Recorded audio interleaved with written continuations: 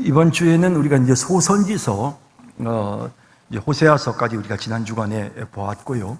이제 요엘서 말씀부터 우리가 이제 함께 이번 주간에 읽었는데, 요엘서 또 이제 그 다음에 이어지는 아모스, 오바댜, 요나, 미가, 나움, 하박국, 스바냐서에까지 내용들을 좀 간단하게만 살펴보기를 원합니다.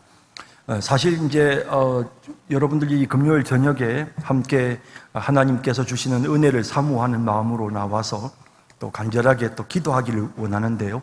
또 우리가 이제 금요일 날 저녁에 요즘 계속해서 리딩 지저스와 관련해서 계속 이제 성경의 전반적인 내용들을 지금 살펴보고 있는데, 이게 앞으로 계속될 건 아니고요. 이제 과정입니다. 그런데 특히 이제 소선지서 이번 주 또 다음 주까지 이 부분이 아마 제일 우리가 조금 힘든 부분이 될 것 같고요. 그리고 이제 신약으로 넘어가면 또 훨씬 더 좀 우리가 많이 익숙해진 본문이기 때문에 여러분들께서 좀 더 쉽게 내용을 잘 이해하실 수 있으리라고 생각이 됩니다. 오늘은 이렇게 어느 한 특정한 본문을 가지고 이렇게 여러분들에게 딱 이렇게 설명을 하기보다 그냥 제가 전체적으로 이 흐름을 여러분들에게 말씀을 드릴 텐데요. 여러분들이 무슨 신학을 전공하시는 분들이 아니고 우리 성도님들이 그냥 성경 말씀을 통해 하나님의 뜻을 깨닫기를 원하시는 분들이시니까 깊이 있는 그런 신학적인 설명을 제가 말씀드리려고 하는 것은 아니고요. 여러분들이 대략적으로 선지서는, 소선지서는 주로 이런 내용들을 다루고 있구나. 여러분들이 이제 대충 이제 그림을 그릴 수 있는, 그러니까 기본적으로 성경을 이해하는 데 필요한 틀, 그러니까 해석의 틀을 여러분들이 이번 시간을 통해서 좀 가져볼 수 있는, 그래서 선지서의 흐름이 대충 어떻게 흘러가는지를 한번 살펴보는 시간이 되기를 바랍니다. 오늘 우리가 이제 먼저 요엘서를 생각하려고 하는데요. 이 요엘서는 하나님께서 요엘 선지자를 통해서 하나님의 저주와 심판의 메시지를 전하는 내용을 담고 있습니다. 바로 이 요엘이 이 예언을 할 그 시기에 이 메뚜기 떼들이 엄청난 피해를 입히게 되고요. 그래서 전례 없는 엄청난 그런 그 고통을 겪게 됩니다. 그래서 이제 이런 어려움 속에서 재난을 당해서 고통을 당하고 괴로워하고 있을 때 그 재난에 대해서 말씀하시면서 이 재난은 그 예고편에 불과하다. 이 재난이 상징하고 있는 이제 다음번 이제 여호와의 날, 하나님의 심판은 더 혹독할 것이다 라고 이렇게 말씀하시면서, 그러니 이제라도 너희는 회개하고 돌아와라 라는 그런 회개의 메시지를 선포하는 내용을 보게 됩니다. 요엘서 1장 14절에 보시죠. 너희는 금식일을 정하고 성회를 소집하여 장로들과 이 땅의 모든 주민들을 너희 하나님 여호와의 성전으로 모으고 여호와께 부르짖을지어다 라고 말합니다. 그래서 이제 이런 어려움 속에서 하나님이 주시는 사인이잖아요. 이 메뚜기 재앙이. 이럴 때에 하나님 앞에 나와서 부르짖고 하나님을 찾으라라는 것입니다. 또 1장 15절에 슬프다 그날이여 여호와의 날이 가까웠으니 곧 멸망같이 전능자에게로부터 이르리로다. 여호와의 날, 여호와의 날. 이제 자주 이제 이 표현들을 보게 되실 건데요. 이 여호와의 날은 하나님께서 심판하시는 날입니다. 그런데 또 한편으로 보면 이 여호와의 날은 하나님의 백성들을 구원하시는 날이기도 합니다. 하나님의 백성들을 억압하고 고통스럽게 했던 악한 자들에게는 하나님의 심판이 임하지만, 하나님을 섬기고 끝까지 그 고통 속에서 하나님을 바라봤던 자들에게는 승리의 날이고 영광스러운 구원의 날이 되는 것입니다. 그래서 소선지서에서는 이 여호와의 날이라고 하는 표현이 많이 등장하는데요. 특히 이제 이 요엘서에서 그 내용을 우리가 보게 됩니다. 자, 그러면서 또 2장 1절에 보시면요. 시온에서 나팔을 불며 나의 거룩한 산에서 경고의 소리를 질러 이 땅 주민들로 다 떨게 할지어다. 이는 여호와의 날이 이르게 됨이니라. 이제 임박하였느니라 라고 하시면서 이 여호와의 날을 대비하라고 합니다. 하나님의 심판이 너희들에게 임할 것이니 너희는 대비해라. 그럼 어떻게 하면 됩니까? 방법이 있습니까? 예, 있습니다. 2장 12절에서 14절에 이렇게 말씀하십니다. 여호와의 말씀에 너희는 이제라도 금식하고 울며 애통하고 마음을 다하여 내게로 돌아오라 하셨나니 너희는 옷을 찢지 말고 마음을 찢고 너희 하나님 여호와께로 돌아올지라. 그는 은혜로우시며 자비로우시며 노하기를 더디하시며 인애가 크시사 뜻을 돌이켜 재앙을 내리지 아니하시나니 주께서 혹시 마음과 뜻을 돌이키시고 그 뒤에 복을 내리사 너희 하나님 여호와께 소제와 전제를 드리게 하지 아니하실는지 누가 알겠느냐. 회개하라는 것입니다. 회개하기만 하면, 돌아오기만 하면, 진정으로 너희가 회개하기만 하면 하나님께서 자비를 베푸실 것이다 라고 약속하시는 그런 내용이 나옵니다. 그리고 너희들이 회개하고 돌아오면 너희들에게 큰 구원의 복이 임하게 된다 하시면서 그 구원의 복이 어떤 것인지 이렇게 말씀합니다. 2장 19절에 여호와께서 그들에게 응답하여 이르시기를 내가 너희에게 곡식과 새 포도주와 기름을 주리니 너희가 이로 말미암아 흡족하리라. 내가 다시는 너희가 나라들 가운데서 욕을 당하지 않게 할 것이며 라고 되어 있죠. 하나님의 풍성한 은혜를 세상 사람들로부터 칭송을 들을 수 있도록 누리는 복을 받게 해주실 것이다 하시면 또 2장 23절에 시온의 자녀들아 너희는 너희 하나님 여호와로 말미암아 기뻐하며 즐거워할지어다. 그가 너희를 위하여 비를 내리시되 이른 비를 너희에게 적당하게 주시리니 이른 비와 늦은 비가 예전과 같을 것이라. 이른 비와 늦은 비가 계속해서 내리면 어떤 일이 일어날까요? 농사가 풍요롭게 되죠. 그래서 이 이른 비와 늦은 비는 하나님이 주시는 풍성한 은혜를 상징하는 것입니다. 그래서 너희가 내게로 나와 회개하기만 하면 내가 너희들에게 이처럼 풍족한 은혜를 줄 것이다. 메뚜기 때가 와서 너희들의 모든 먹을 것을 다 쓸어버렸지만 너희가 회개하고 나에게 돌아오기만 하면 그럼 내가 너희들에게 이렇게 긍휼을 베풀 것이다 라고 말씀하십니다. 그리고 이제 거기에서 한 단계 더 나아가서 너희들이 누리게 될 하나님이 주시는 복은 단순히 이 땅에서 풍요를 누리는 것을 넘어서서 하나님께서 새 언약의 시대에 주시는 하나님의 큰 복이 있다. 그게 뭔가? 그게 이제 요엘서 2장 28절 29절에 언급되죠. 이 내용이 이제 신약 성경에서 사도들이 오순절 성령이 강림했을 때 이 구절을 인용합니다. 보시죠. 그 후에 내가 내 영을 만민에게 부어주리니 너희 자녀들이 장래 일을 말할 것이며 너희 늙은이는 꿈을 꾸며 너희 젊은이는 이상을 볼 것이며 그때 내가 또 내 영을 남종과 여종에게 부어줄 것이다 라고 말씀하십니다. 하나님의 영이 우리에게 임하는 것은 이 새 언약을 누리는 하나님의 백성된 우리에게는 정말 말로 다 표현할 수 없는 가장 큰 은혜입니다. 이 영은 하나님의 영이시고 예수님의 영이십니다. 그 영이 우리 속에 역사하심으로 우리 속에서 예수님의 능력이 나타나고 우리 속에 예수님의 인격이 나타나게 되고 그 하나님의 영이 우리로 하여금 하나님 앞에 온전한 사랑을 실천하는 하나님의 계명을 지키면서 살아가도록 하나님께서 우리를 인도하고 이끌어 주시는 것입니다. 이런 은혜를 하나님이 베푸시겠다. 그러니 너희는 내게로 돌아오라 라고 요청하시는 이런 은혜로운 모습을 보게 되는 것입니다.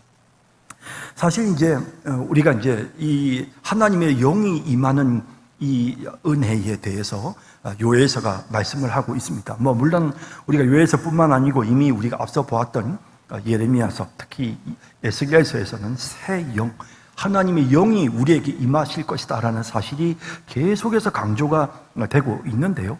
이와 같은 영에 대해서 정말 그 일찍부터 말했던 선지자가 있었습니다. 누구냐면 모세입니다.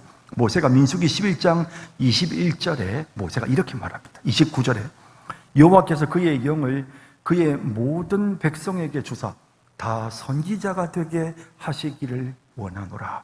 하나님께서 정말 이 백성들에게 자신의 영을 보내주셔서 그들이 다 하나님의 뜻을 알고 하나님이 주시는 지식을 그들도 소유하면 좋겠다 라고 이제 이 안타까워하는 그 백성들의 불순종하는 모습을 보면서 모세의 마음속에 그런 소망이 있었습니다. 여러분, 이 소망대로 이제 새 언약에서 하나님은 자신의 영을 우리에게 주십니다. 더 이상 하나님의 성전에 하나님이 임마누엘 하시는 것이 아니라 하나님의 백성들 한 사람 한 사람에게 하나님의 영이 임마누엘 하십니다. 그리고는 그 하나님의 영이 함께 하시면서 우리를 가르치시고 우리를 인도하시고, 그래서 정말 우리가 선지자처럼 하나님의 뜻이 무엇인지를 깨닫고 우리가 하나님의 인도하심 속에서 우리의 삶이 변화되고 하나님의 인도하심 속에서 우리가 거룩하여지는 이런 역사가 성령이 우리에게 임함으로 주어집니다. 요에서는 하나님의 심판에 대한, 여호와의 날에 대한 메시지를 선포하면서, 그러면서 여호와의 날이 임할 것이다.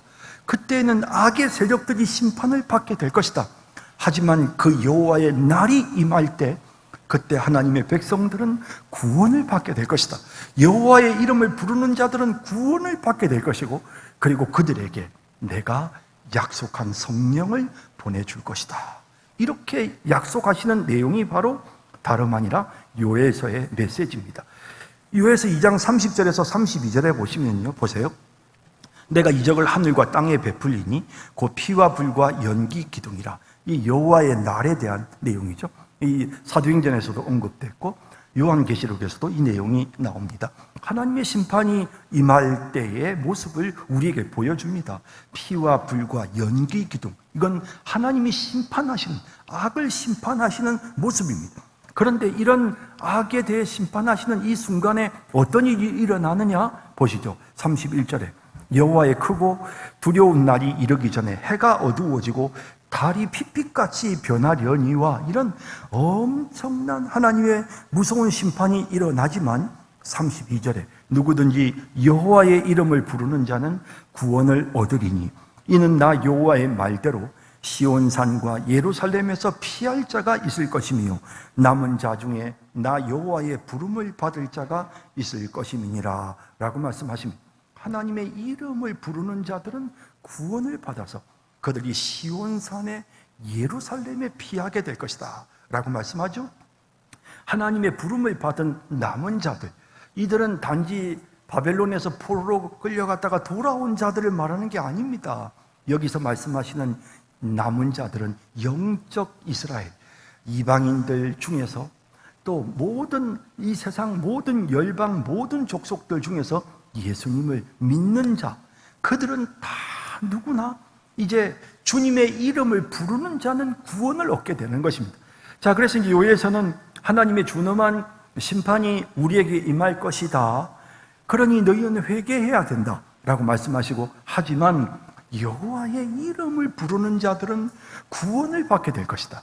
그리고 여호와의 이름을 부르는 자들에게 하나님은 새 영을 보낼 것이고 그 영을 남종과 여종에게 부어서 그들로 하여금 하나님의 백성의 삶을 살아가게 할 것이다 라고 약속하시는 그런 은혜로운 메시지가 요엘서에 기록되어 있는 것을 보게 됩니다. 그러니까 여호와의 날을 언급을 하지만 이것이 그저 하나님께서 심판하신다 그런데 그 여호와의 날이 말이야, 너희들이 정말 주님의 이름을 부르고 회개하면 그 여호와의 날이 너희들에게는 심판의 날이 아니라 너희들에게는 구원의 날이 될 거고, 그리고 그때 내가 너희들에게 성령을 보내줄 것이다 라고 말씀하시는 이런 모습을 보게 되는 것입니다.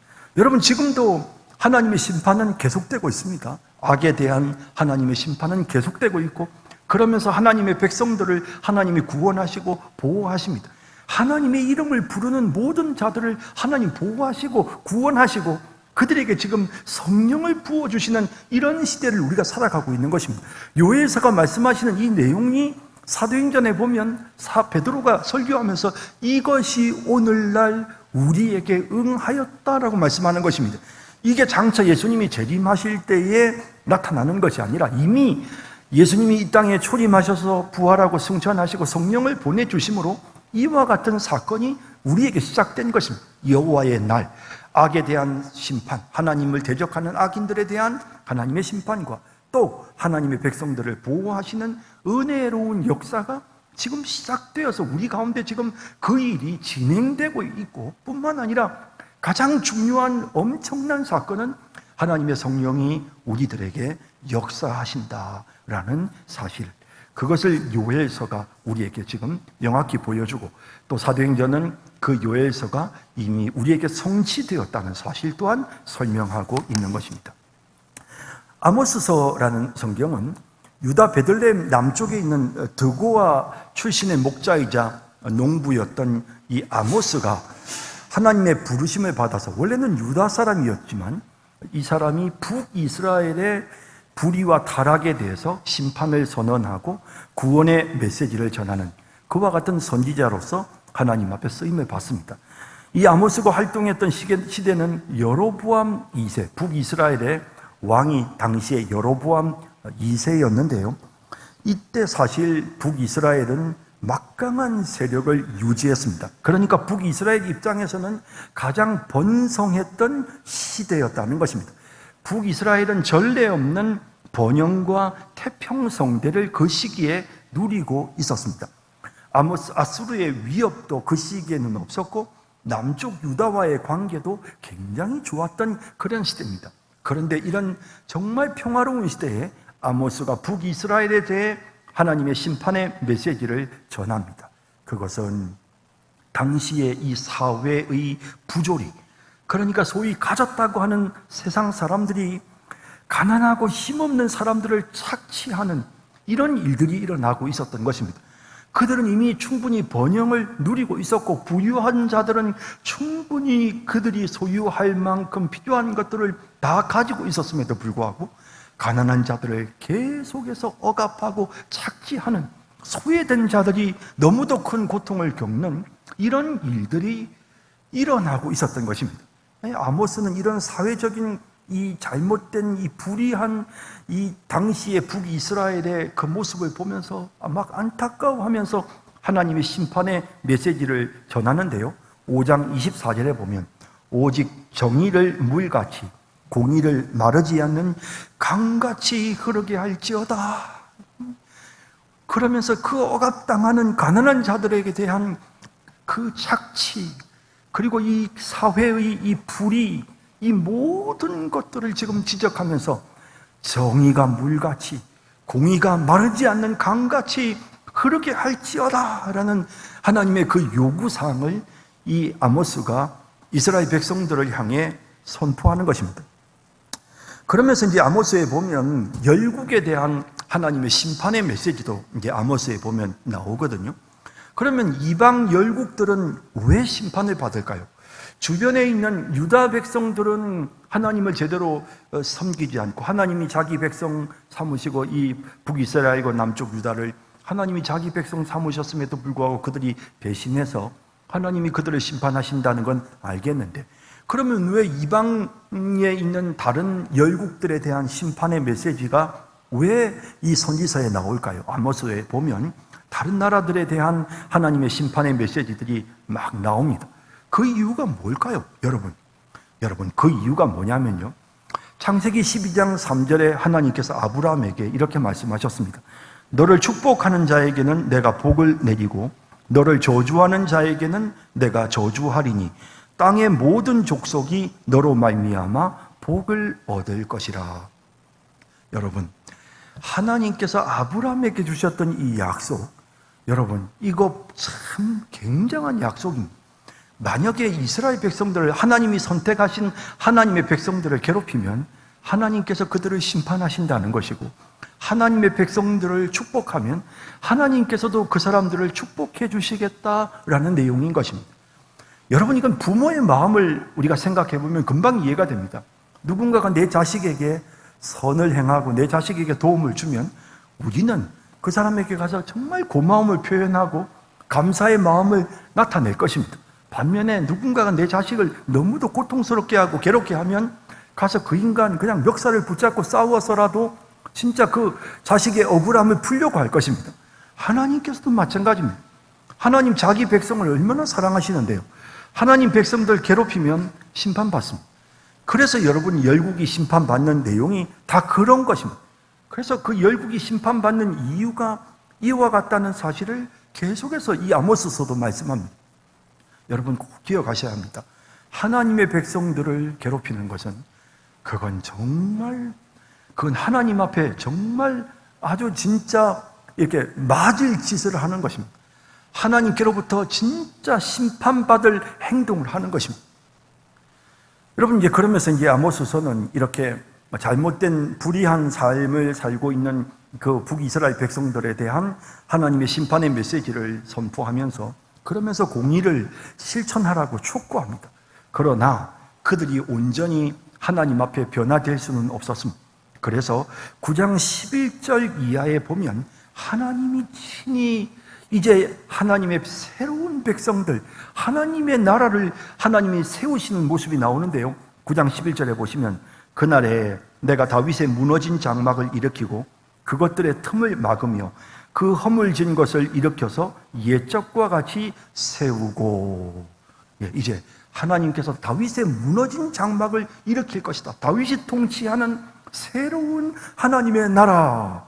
여러분, 바로 이 신약시대에 이 새 언약의 축복을 받는 예수 그리스도의 구원의 은혜와 성령의 역사하심 속에서 하나님의 백성된 우리가 하나님의 통치를 받는 이 교회의 모습, 이 영광스러운 하나님 나라의 모습을 이 아모스가 예언하는 것입니다.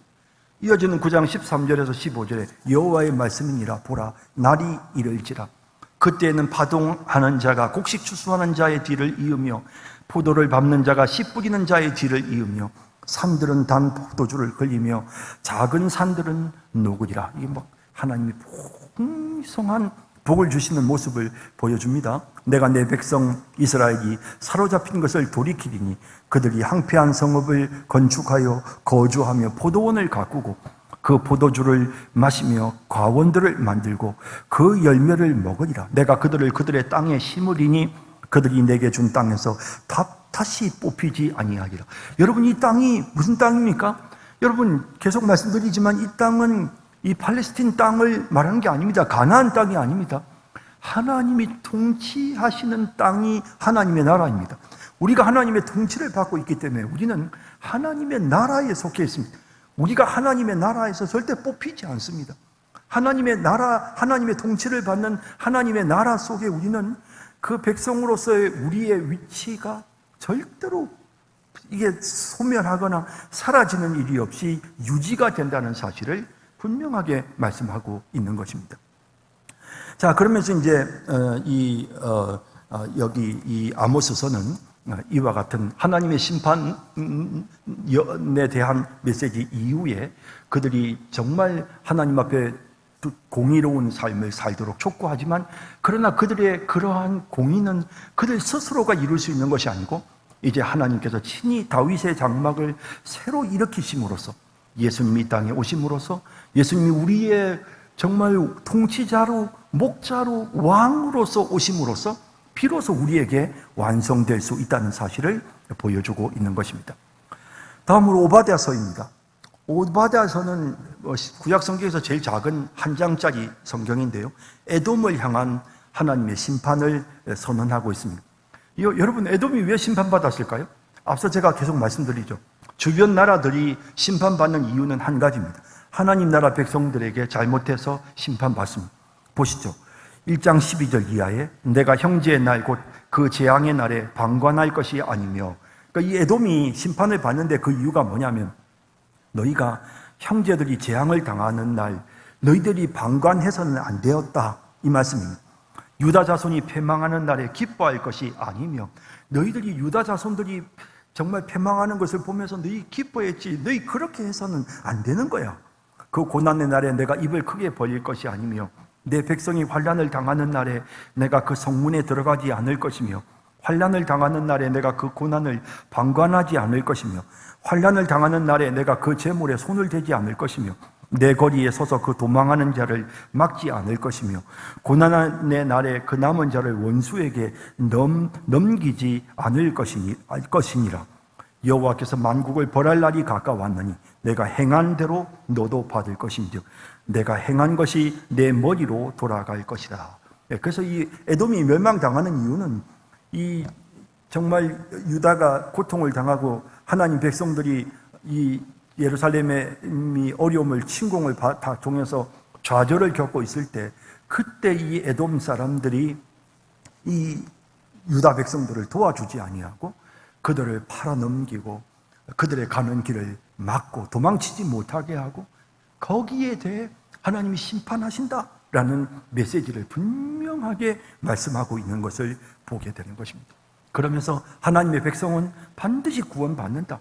하나님의 백성들을 도와주지 않은 자들은 하나님 심판받고 하나님의 백성들을 고통스럽게 한 자들은 내가 다 심판하지만 내 백성은 반드시 내가 구원한다 라고 하시면서 그 내용이 계속 이어집니다. 16절에 보시면 너희가 내 성산에서 마신 것 같이 만국인이 항상 마시니 곧 마시고 삼켜서 본래 없던 것 같이 되게. 이제 요거는 여기까지는 에돔에 대한 심판의 메시지고요. 오직 시온산에서 피할 자가 있으니 그 산이 거룩할 것이요 야곱 족속은 자기 기업을 누릴 것이며 야곱 족속은 불이 될 것이며 요셉 족속은 불꽃이 될 것이요 에서 족속은 지푸라기가 될 것이라. 그들이 그들 위에 붙어서 그들을 불살할 것인즉 에서 족속에 남은 자가 없으리니 여호와께서 말씀하셨습니다. 에서 족속은 에돔은 결국 하나님의 백성들을 괴롭히는 자들을 대표하는 그런 존재로서 지금 오바댜서에 등장하고 있고요. 이들을 하나님의 백성들이 멸할 것이다. 그리고 하나님의 백성들은 반드시 구원을 받을 것이다. 여기 나오는 이 야곱, 여기 나오는 요셉 족속은 육신의 이스라엘을 말하는 것이 아니고 영적 이스라엘 된, 선지서가 계속해서 이제 영적 이스라엘 된 오늘 모든 이방인들 중에 예수 믿는 하나님의 자녀가 된 우리 모두를 말씀하면서 이들이 구원을 얻게 될 것이고 이들을 괴롭히는 자들에게는 하나님의 심판이 있을 것이다 라고 말씀하시는 것입니다. 요나서는 우리가 참 잘 알고 있는 성경입니다. 그렇죠? 요나서는 우리가 너무 잘 알고 있는, 그래서 그 내용이 어떤 것인지도 우리가 충분히 잘 알고 있는데요. 요나서에서 좀 말씀드리고 싶은 것은 요나가 사실은 이 아수르라고 하는 나라에 가서 그들이 회개하도록 하나님의 말씀 전하기를 원하지 않았습니다. 이방인의 구원을 요나가 원하지 않았습니다. 하지만 하나님은 어떻게 하십니까? 요나를 죽이시고 살려서 이방인을 구원하게 만드시죠. 요나는 계속해서 이방인의 구원이 못마땅했습니다. 아수르의 구원이 못마땅했습니다. 하지만 하나님은 그 이방인들을 사랑하신다고 요나서를 통해서 우리에게 분명히 말씀하십니다. 여러분, 우리가 신약시대에 새 언약의 시대의 가장 큰 특징 중에 하나는 그 언약의 대상이 육적 이스라엘이 아니라 영적 이스라엘이라고 제가 계속 말씀드렸습니다. 하나님의 구원의 대상은 이제 모든 족속, 모든 민족에게로 향하게 되어집니다. 그래서 이방 민족, 모든 민족이 구원을 받습니다. 요나는 우리에게 이스라엘 백성들의 강팍한 모습을 보여줍니다. 그래서 이방인들이 구원받기를 원하지 않고 불순종하는 그런 강팍한 요나의 모습을 보여줍니다. 그런데 하나님께서 요나를 어떻게 해서 하셨습니까? 죽였다가 다시 살려내십니다. 물고기 뱃속에 들어갔다가 죽습니다. 예수님께서 죽은 지 사흘 만에 다시 살아나는 것처럼 우리 또한 예수님의 십자가의 죽음이 우리의 죽음이 되어 우리의 옛사람이 죽고 그리스도 안에서 우리가 새 사람이 되었습니다. 그런 우리가 이제 해야 될 일은 이제 땅끝까지 복음을 전하는 일입니다. 이방 민족들을 구원하는, 하나님이 정말 이방인들의 구원을 원하십니다. 그런 하나님의 도구가 되어야 한다는 사실을 요나서가 우리에게 분명하게 보여주고 있는 것입니다. 미가서는 미가는 사실 이제 이사야와 동일한 시대에 살았던 좀 비교적 굉장히 이른 선지자였는데요. 이제 미가서가 사실은 이 아모스서와도 많이 비슷하고요.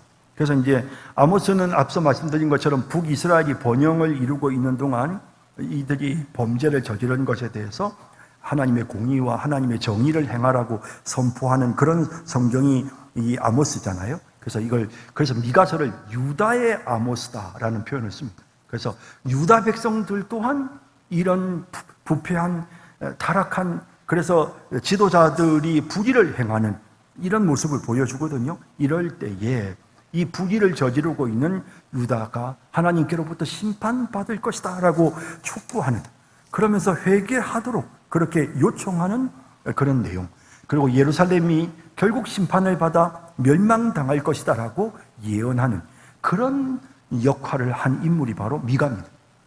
근데 우리가 이제 여러분 역대하 공부하고 열왕기하 우리가 전에 공부할 때 히스기야 시대에 하나님께서 정말 큰 은혜를 주셨어요. 그러니까 이스라엘의 우리가 이제 역사를 보면 사실 요시야 왕이나 히스기야 같은 사람들이 하나님 앞에 정말 귀하게 쓰임 받았던 것은 선지자들이 있었기 때문. 그래서 이제 그 선지자 중에 한 사람이 히스기야 왕 때 선지자 중에 한 사람이 바로 미가입니다. 자, 여러분 미가가 한 예언 중에 보세요. 미가서 3장 12절에 보면 이런 내용이 나옵니다.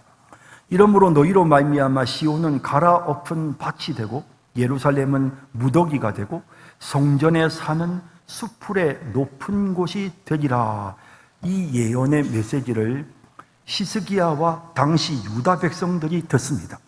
그리고 어떻게 반응하는지 그 내용이 예레미야서에 기록되어 있는데요. 한번 보세요.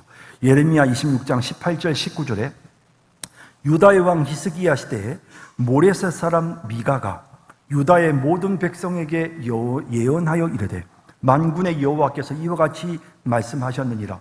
시온은 밭같이 경작지가 될 것이며 예루살렘은 돌무더기가 되며 이 성전에 사는 산당의 숲과 같이 되리라. 하나님의 심판의 메시지죠. 방금 우리가 봤던 미가서 3장 12절에 나오는 이 심판의 메시지를 가지고 전했단 말이죠. 그랬을 때 어떤 반응을 보이느냐? 19절에 유다의 왕 히스기야와 모든 유다가 그를 죽였느냐? 아니라는 거죠.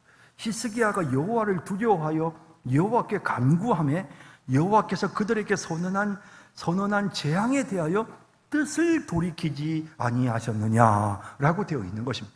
여러분, 그래서 이제 우리가 이 선지서를 보면서 느끼는 것은 선지자들이 회개를 촉구하는 메시지를 전했고요. 그리고 그 메시지를 듣고 회개하는 일도 실제로 일어납니다. 그러면 하나님께서 그들에게 긍휼과 자비를 베푸시고 하나님의 심판이 연기가 되는 그런 모습을 보게 되거든요. 그렇지만 끝까지 강팍하여 그 회개 심판의 메시지를 들으려고 하지 않고 선지자들의 공고를 그들이 외면할 때에는 결국 하나님의 심판을 받게 되는 이런 모습을 보여주는 것입니다. 자, 그러면서 이제 이 미가서도 역시 마찬가지로 이방인의 구원에 대해서 선지서는 계속 우리에게 이방인의 구원에 대해서 말씀하시거든요. 자, 4장 1절 2절 보실까요? 끝날에 이르러는 여호와의 전에 산이 산들의 꼭대기에 굳게 서며 작은 산들 위에 뛰어나고 민족들이 거기로 몰려갈 것이라. 곧 많은 이방 사람들이 가며 이르기를 오라 우리가 여호와의 산에 올라가서 야곱의 하나님의 전에 이르자. 그가 그의 도를 가지고 우리에게 가르치실 것이니라. 우리가 그의 길로 행하리라 하리니 이는 율법이 시온에서부터 나올 것이요 여호와의 말씀이 예루살렘에서부터 나올 것입니다. 우리가 잘 아는 성경 말씀이죠. 이것은 이방인들에게 복음이 선포되는, 그래서 수많은 민족들이, 이방 민족들이 하나님 앞에 나오는, 그리고 이 예루살렘이라고 하는 것은 하나님의 교회를 말하는 것입니다. 하나님의 교회에서 하나님의 말씀이 선포된, 그리하여 그 교회를 통해서 이방 민족들이 구원을 받고 하나님의 통치를 받는 이러한 은혜로운 일들이 일어나게 된다.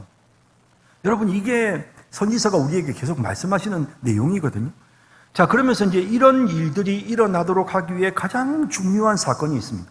그게 이 미가서 5장 2절에 기록되어 있는데요. 뭘까요? 메시아가 베들레헴에 탄생하신다는 것입니다. 그래서 5장 2절에 보면 베들레헴 에브라다야 너는 유다 족속 중에 작을지라도 이스라엘을 다스릴 자가 내게서 내게로 나올 것이라. 그의 근본은 상고의 영원에 있느니라. 그래서 정말 영원 전부터 계셨던 바로 그 메시아가, 정말 이스라엘을 다스릴 그 메시아가 베들레헴에서 태어날 것이다 라고 하는, 그래서 그 메시아를 통해서 이제 구원을 받게 될 것임을 말씀하시는 이런 내용이 미가서에 기록되어져 있는 것입니다.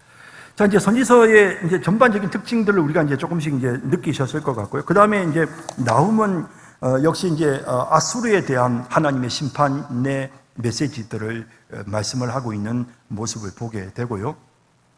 그리고 이제 이어지는 하박국에서는요, 하박국이 하나님 앞에 이제 두 가지 질문을 합니다. 그러니까 그 두 가지 질문이 뭐냐면, 첫 번째 질문은 하나님, 이렇게 나쁜 놈들이 많은데 그냥 가만히 두십니까? 이제 그겁니다. 하나님이 가만 두시니까 점점 세상이 악이 성행하지 않습니까? 라고 불평을 하거든요. 그럴 때 하나님께서 말씀하시기를 그래 나도 안다. 이제 내가 정말 심판할 것이다 라고 하십니다. 그러면서 이제 하나님께서 정말 바벨론을 들어서 내가 이들을 다 심판할 것이다. 그래서 이 악을 행한 이 유다 백성들을 심판할 것이다 라고 이렇게 메시지를 전한단 말이죠. 그러니까 또 하박국이 또 질문을 합니다. 하나님은 1장 13절에 보면 주께서는 눈이 정결하심으로 악을 참아보지 못하시며 패역을 참아보지 못하시거늘 어찌하여 거짓된 자들을 방관하시며 악인이 자긴보다 의로운 사람을 삼키는데도 잠잠하시나이까. 아니 바벨론이 우리 유다를 친다고요? 아니 그 놈들은 우리보다 더 나쁜 놈들인데 그 나쁜 놈들이 우리를 심판하도록 하나님 그냥 보고만 계십니까? 하나님은 악을 참아보지 못하시는 분이라고 하셨는데 어떻게 바벨론 같은 악한 놈들이 우리 민족을 치는 것을 하나님이 그저 방관만 하십니까? 라고 말하죠. 그럴 때 하나님께서 이 하박국에게 뭐라고 대답하시느냐? 하나님께서 그래 내가 안다. 바벨론도 내가 심판할 것이다 라고 말씀하시는 것입니다. 그러면서 이제 바벨론도 심판할 것이다. 하지만 이런 심판들이 이루어지는 가운데서도 보십시오. 유다 백성들이 범죄함으로 바벨론에 의해 심판을 받고 바벨론이 범죄함으로 하나님께로부터 또 바벨론이 심판을 받아서 페르시아의 바벨론이 멸망을 당하지 않습니까? 그런데 중요한 것은 뭐냐? 이렇게 악을 행하는 자들은 심판하지만 그러나 기억해야 될 것이 있다. 그게 뭡니까?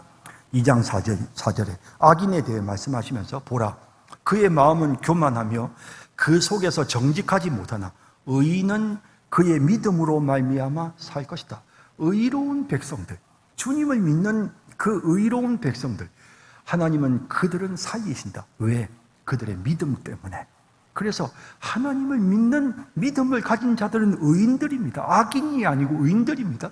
그리고 하나님을 믿는 믿음을 가진 의로운 자들은 하나님이 어떻게? 살리신다. 반드시 살리실 것이다 라고 말씀하시죠. 이 내용이 하박국서의 핵심의 메시지입니다. 그리고 이제 이것이 로마서의 중심, 믿음으로 말미암아 의롭게 된다라고 하는 이신득이, 이신칭의의 신학의 근본이 되는 것입니다. 자, 그러면서 이제 이런 그 하나님에 대해서 깨달은 하박국이 마지막으로 하나님을 찬양하는 내용이 3장에 기록되어 있죠. 그래서 그래 믿는 자, 믿음이 하나님을 믿는 믿음이 있는 자들은 하나님 반드시 구원하시는구나. 악인들은 하나님이 바벨론을 들어 심판하고 바벨론은 페르시아를 들어 심판하시고 하지만 그런 와중에도 의인은 구원하시는구나. 그럼 의인이 누군가? 하나님을 믿는 사람들이 의인입니다. 그들은 하나님이 살리시는구나. 하나님을 믿으면 사는구나. 그 사실을 깨닫고 기뻐서 하나님 앞에 그 구원의 하나님을 찬양합니다. 그 내용이 3장 17절 18절에 비록 무화과 나무가 무성하지 못하며 포도나무에 열매가 없으며 감람나무에 소출이 없으며 밭에 먹을 것이 없으며 우리의 양이 없으며 외양간에 소가 없을지라도 나는 여호와로 말미암아 즐거워하며 나의 구원의 하나님으로 말미암아 기뻐하리로다. 얼마나 감격스러운 표현입니까? 이 은혜로운 메시지를 선포합니다.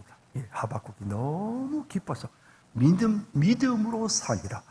오직 의인은 믿음으로 말미암아 살리라. 그 사실에 감격해서 믿는 자는 하나님이 살리시는구나 라는 그 사실에 감격해서 하나님을 찬양하는 내용이 나오는 것입니다.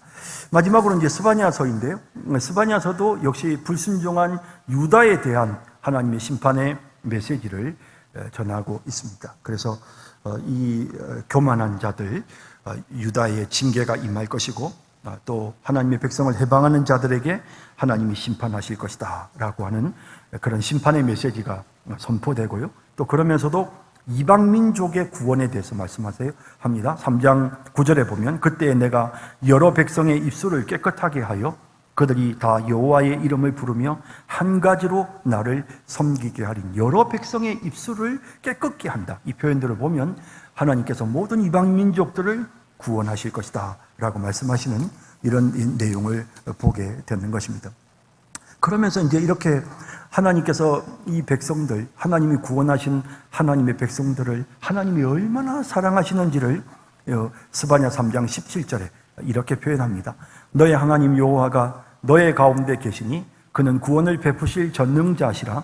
그가 너로 말미암아 기쁨을 이기지 못하시며 너를 잠잠히 사랑하시며 너로 말미암아 즐거이 부르며 기뻐하시리라. 하나님께서 얼마나 하나님의 백성들을 사랑하시는지, 그들을 위해서 십자가에 피 흘려 죽으시는 메시아를 이 땅에 보내시고 또한 자신의 영이신 성령을 우리에게 보내셔서 영적 이스라엘 된 모든 족속들을 하나님이 구원하실 것을 말씀하시는 그런 내용이 또 스바냐서에 기록되어져 있는 것입니다.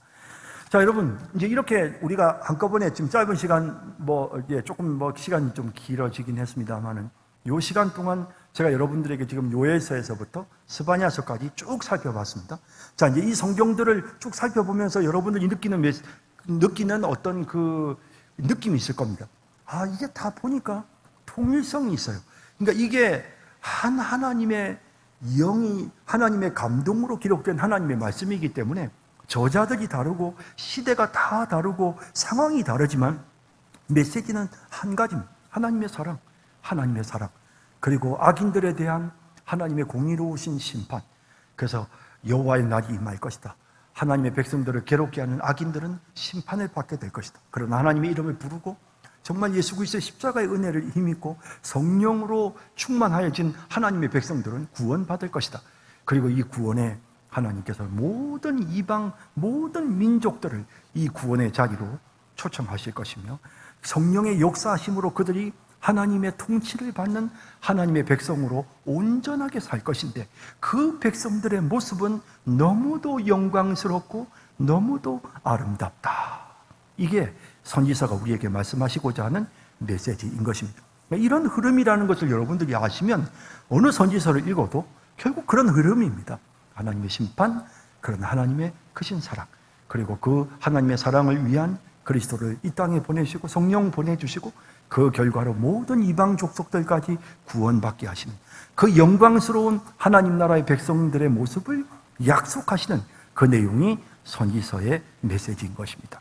이런 사실을 우리가 다시 마음속에 생각하면서 주님, 이 복을 받아 누리는 오늘 나의 삶이 되게 하여 주시옵소서. 날마다 정말 우리 주님, 우리 하나님 우리를 얼마나 사랑하시는지, 내게 베푸신 그 십자가의 은혜, 성령께서 내게 충만히 역사하시는 이 놀라운 은혜에 감격하면서 하나님 나라 백성의 삶을, 마땅한 하나님 나라 백성의 삶을 살게 하소서. 그런 간절한 마음으로 우리가 하나님을 의지하는 그런 우리의 모습이 될 수 있기를 바랍니다.